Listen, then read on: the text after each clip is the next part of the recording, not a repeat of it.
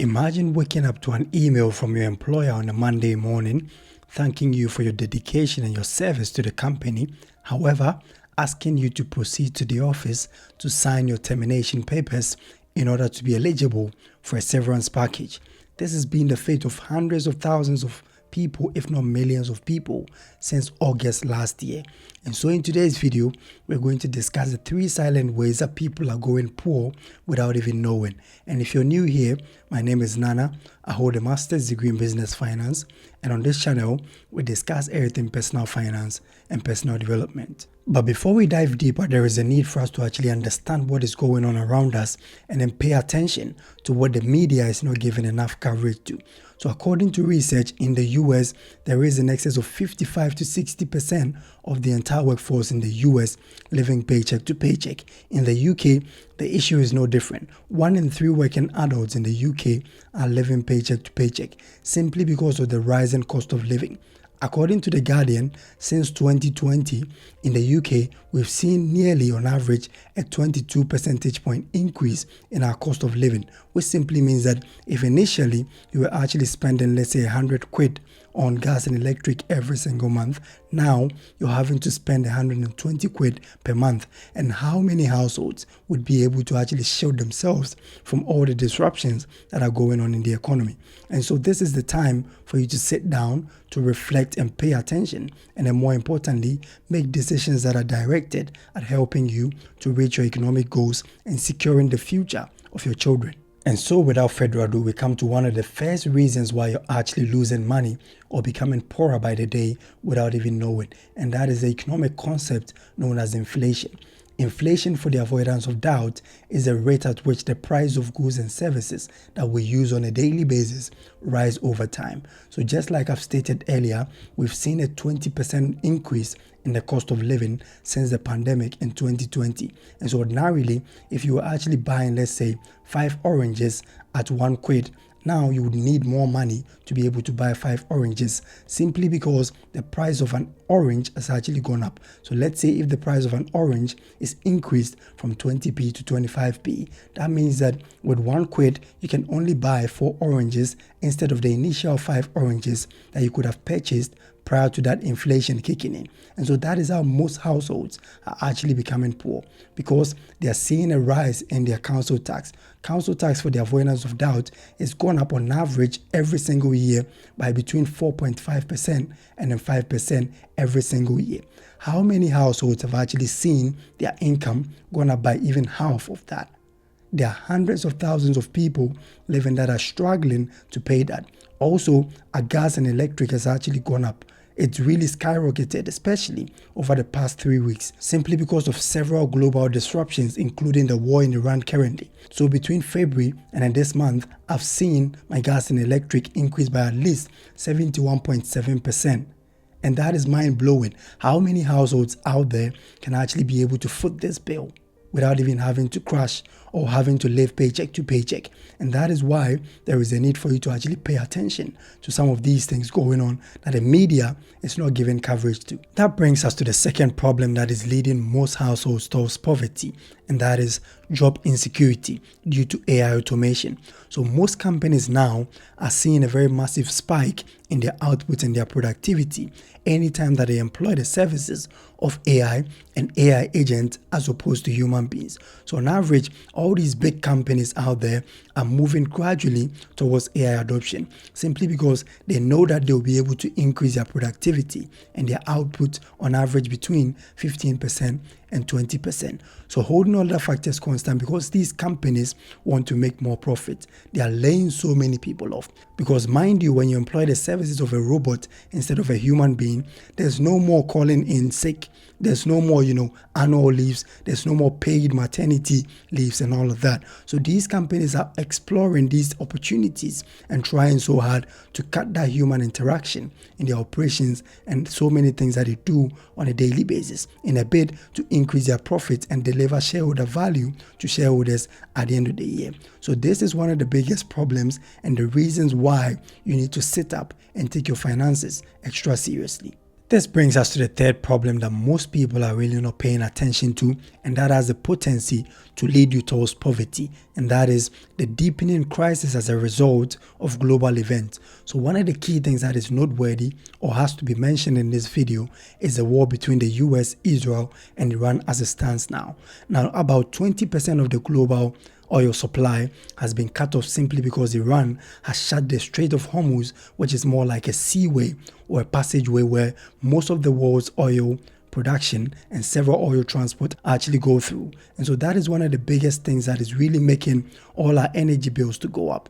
And in the long run, it is going to actually bite so many households so hard, because ordinarily, holding all the factors constant, as it stands now, we've seen a near 30% increase at the pumps in the US. And since the war that is on the 28th of February, US citizens have actually had to pay in excess of $8 billion as a result of the increase or the spike in oil prices.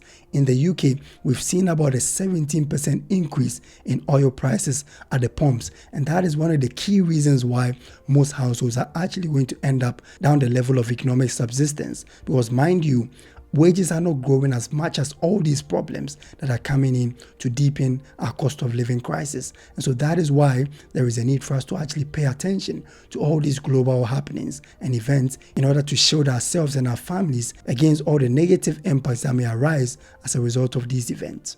And so with all the understanding that we have of whatever is transpiring around us, what then should we do more importantly to solve or to actually protect ourselves and our finances from the ravages of all these negative events that are going on in the world? The first thing that you can do is to sit down and acknowledge the fact that everything is changing and life is constantly becoming more and more challenging financially. And this is not a time for you to look out there and then look at who to shift the blame onto. This is a time for you to just acknowledge that there is a problem financially that might actually eat or probably hamper you from the attainment of your financial goals. Now, the constant acknowledgement of the problem is also the first step and also the most important way for you to go about finding a solution to the problems that I've mentioned earlier. Secondly, what you need to do is to actually exercise an internal locus of control and take control of your finances. This is not the time, like I've said earlier, to actually shift the blame onto the government. It's easier for you to just look at the government and say that the government has actually not done much over the past couple of years to protect the average household against all of these cost of living crises. But the truth is that you're better off actually taking everything into your hands and taking control of your finances, because it's easier than waiting for the government and trusting them to make the right choices in your interest. Because over the years and historically, it's actually been proven that most people in the government spaces or the public space or the public services really do not care about you. And so all that they're actually focused on is how to advance their parochial interest. And that is why there is a need for you to sit down and then try and then analyze where your money is going, try and then understand what you're spending on, and try, more importantly, to cut also where necessary in order to save more and to also protect yourself and your family from every single negative event that may arise as a result of this cost of living crisis. Also, what you can do to protect yourself against this cost of living crisis is to understand the fact that saving alone would not make you financially free or wouldn't cushion you entirely.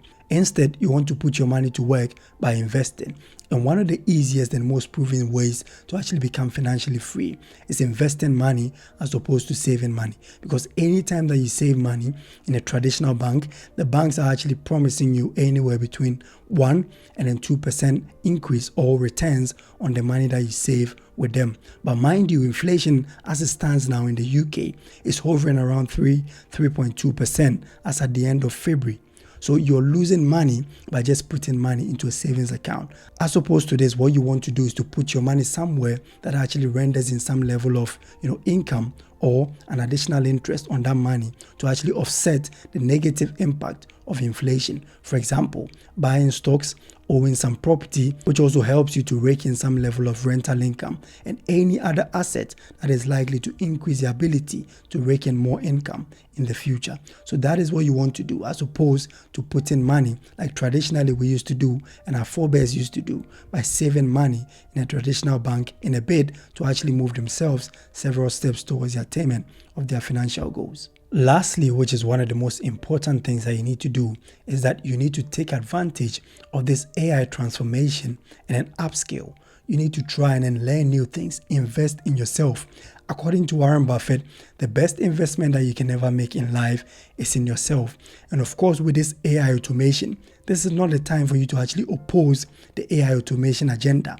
This is the time for you to actually become a co-pilot. Learn how to utilize most of these AI agents. Try and then be open-minded about AI and then not forcefully actually fight it, because you feel like, oh, once AI automation comes in, it actually increases the possibility of me being laid off. And so as a result, I would actually kick against anything AI.